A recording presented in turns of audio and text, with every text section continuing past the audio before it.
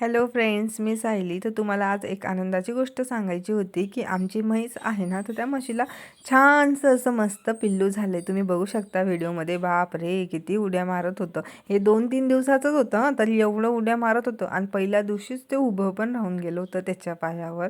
इतकं क्यूट आहे ना, म्हणजे खूप खूप खूप क्यूट आहे. एकदम मस्त आहे. आणि ती जी आहे ना, ती म्हैस ती त्याला म्हणजे जर तिच्यापासून दूर घेतलं ना, तर लगेच तिचं हंबरणं वगैरे सुरू होऊन जात असतं. आणि त्याला जर सोडलं ना, तर इतक्या उड्या मारतो तो, बाप रे! एकदम म्हणजे खूप क्यूट आहे हे. तुमच्याकडे पण असं आहे का म्हशीचं पिल्लू? मला कमेंट करून नक्की सांगा. आणि तुम्हाला आमचं म्हशीचं पिल्लू कसं वाटलं ते देखील नक्की सांगा. आणि याला काय नाव ठेवायचं ते पण सांगा. कारण की माझी आजी म्हणत होती की याला काहीतरी म्हणजे दुसरंच नाव ठेवू. आमची जी पहिली पाळली होती तर तिचं नाव आम्ही चार्मी ठेवलं होतं. मग याला काय नाव ठेवावं असं तुम्हाला वाटतं?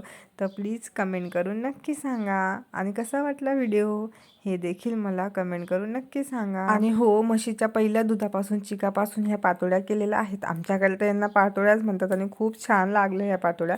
तुमच्याकडे या पातोड्यांना काय म्हणतात हे मला कमेंट करून नक्की सांगा. खूप छान सॉफ्ट आणि मस्त मऊ मऊ होतात. चला, उद्या पुन्हा भेटू. बाय.